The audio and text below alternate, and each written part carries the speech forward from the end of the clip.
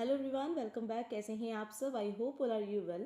सो friends, आज की इस वीडियो में हम DSSB TGT SST के एग्ज़ाम के बारे में बात करने जा रहे हैं कि DSSB TGT SST के फॉर्म जो है 2025 में जो फिलअप किए गए हैं उनके एग्ज़ाम कब होंगे और इसके लिए आपकी स्ट्रेटजी क्या रहनी चाहिए।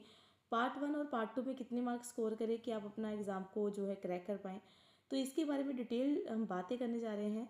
और कौन सी बुक से पढ़ना है, कैसे पढ़ना है, एक प्रॉपर स्ट्रेटजी। सो वीडियो के अंत तक बने रहिएगा। अगर चैनल पर पहली बार हैं सब्सक्राइब कर लीजिएगा ताकि आगे की मोर इन्फॉर्मेटिव वीडियोज़ आपको मिलती रहेंगी। सो बात करते हैं DSSB TGT SST के एग्ज़ाम्स के बारे में जो कि फॉर्म्स 2025 में फिल किए गए हैं उनके एग्ज़ाम कब होंगे। देखिए, 2025 में जो फॉर्म फिल किए गए हैं उनके एग्ज़ाम 2026 में मार्च और अप्रैल मंथ में होने की पॉसिबिलिटी पूरी पूरी है। और देखिए, DSSB का कुछ कहा नहीं जा सकता कि DSSB कई बार बहुत जल्दी 2-3 मंथ्स के अंदर ही एग्ज़ाम अपना कंडक्ट करवा लेते हैं, कई बार तो 1 और 2 ईयर भी लग जाते हैं। लेकिन जिस हिसाब से DSSB अभी अपने प्रोसेस में है, तो इस हिसाब से जो एग्ज़ाम जो है होने की पॉसिबिलिटी मार्च और अप्रैल के मंथ में बन रही है। ज़्यादा से ज़्यादा मई तक एग्ज़ाम होने की पूरी पॉसिबिलिटी है। सो आप अपनी प्रिपरेशन को अच्छे से करिए और इसकी कौन क्या स्ट्रेटजी रहनी चाहिए और आपको बुक्स कौन सी पढ़नी है। देखिए, सबसे पहले तो हम एग्ज़ाम पैटर्न की बात करें तो एग्ज़ाम जो है उसके 2 पार्ट हैं, पेपर 1 एंड पेपर 2। 2 पार्ट में एग्ज़ाम होगा। और तो जो एग्ज़ाम है पार्ट 1 की अगर हम बात करें तो 5 सब्जेक्ट्स हैं। और सब्जेक्ट्स कौन कौन से हैं? GK, English, Hindi, maths, reasoning. और पेपर 2 में 100 क्वेश्चन आएंगे, 100 क्वेश्चन जो अपने सब्जेक्ट रिलेटेड होंगे। आपका अगर मैथ का सब्जेक्ट है, आपका मैथ के क्वेश्चन आएंगे 100। आप और आपके अगर SST के हैं तो SST के क्वेश्चन आएंगे। जो भी आपका सब्जेक्ट है वो आपका सब्जेक्ट के क्वेश्चन इसमें आएंगे। सो और अब बात करते हैं पेपर वन में जो 5 सब्जेक्ट है, ईच सेक्शन जो है वो 20 मार्क्स का रहेगा। इस हिसाब से पेपर 1 भी 100 मार्क्स का है।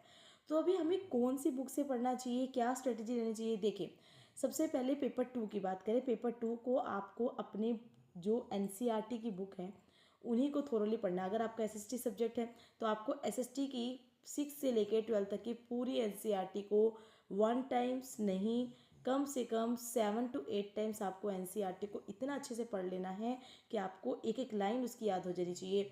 पॉइंट टू पॉइंट आपको चीज़ें याद होनी चाहिए क्योंकि लाइन टू लाइन क्वेश्चंस बनते हैं NCERT की बुक से। 6 से लेकर 12 तक की हिस्ट्री, ज्योग्राफी, पॉलिटी, सारी बुक्स आपको पढ़ लेनी है। इकोनॉमिक्स, जो भी 4 सब्जेक्ट होते हैं उसको थोरोली अच्छे से पढ़ने के बाद आप टेक्स्ट बुक से अपने मॉक टेस्ट दीजिए और एनालाइज कीजिए कि कितने क्वेश्चंस आपके बन रहे हैं और मैक्सिमम टू मैक्सिमम अपने NCERT को पढ़िए। पेपर 1 की अगर हम बात करें, पेपर 1 के लिए आपको जो जीके है वो अपनी लूसेंट बुक से कवर करना है। जो मैथ्स है, मैथ्स के लिए आप जो है एक किसी भी मतलब कोई भी एक बुक ले सकते हैं जिसमें कि प्रीवियस ईयर हो। जैसे SSC की अगर हम बात करें, SSC की प्रीवियस ईयर बुक होती है, आप उसमें से भी प्रैक्टिस कर सकते हैं। या फिर प्रीवियस ईयर DSSB की एक बुक, कोई बुक लेके उसमें से जो टॉपिक है, मेन टॉपिक लेके उन टॉपिक्स को अच्छे से क्लियर कीजिए जिससे कि आप जो है अपने उन टॉपिक्स पे कमांड बनाए जो DSSB पूछता है। DSSB कभी भी जैसे कि कुछ ऐसे टॉपिक्स हैं जो पर्टिकुलर टॉपिक से मैथ के क्वेश्चन पूछते हैं। अगर आप SSC की बुक लेंगे तो आपको पूरे टॉपिक्स वो नहीं करने हैं, आपको मेनली वो टॉपिक्स करने हैं जो कि DSSB पूछता है। क्योंकि SSC में मैथ्स काफ़ी अलग तरह से पूछा जाता है, दूसरे टॉपिक्स भी आते हैं, लेकिन आपको उस बुक में सिर्फ वही टॉपिक करने हैं जो DSSB की बुक के एग्ज़ाम में आते हैं। ठीक है। इंग्लिश के लिए आप क्या कर सकते हैं, इंग्लिश के लिए नीतू मैम की बुक ले सकते हैं, नीतू मैम पब्लिकेशन की। उसको थोरोली अगर आप पढ़ेंगे तो आपका इंग्लिश की कमांड काफ़ी अच्छी हो जाएगी। और इसके साथ ही आपको हिंदी की ल्यूसेंट से आप कर सकते हैं। सो इस हिसाब से अगर आप पढ़ेंगे तो आप क्या करेंगे, अपने एक सारे टॉपिक्स पे अपनी कमांड बना लेंगे। जब आप पूरे टॉपिक्स को थोरोली पढ़ लेंगे उसके बाद आपको ज़्यादा से ज़्यादा MCQs लगानी है। और MCQs लगाते वक्त आपको ये देखना है कि आप किस में गलती कर रहे हैं, किस में गलती आप क्यों गलती हो रही है। तो उस टॉपिक्स को आप रिलेटेडली पढ़ेंगे जिससे क्या होगा कि आप अपनी जो मिस्टेक्स को कवर कर पाएंगे। और उसके बाद आपको देखिए, DSSB के एग्ज़ाम में सबसे ज़्यादा खेल जो होता है वो टाइम मैनेजमेंट का होता है।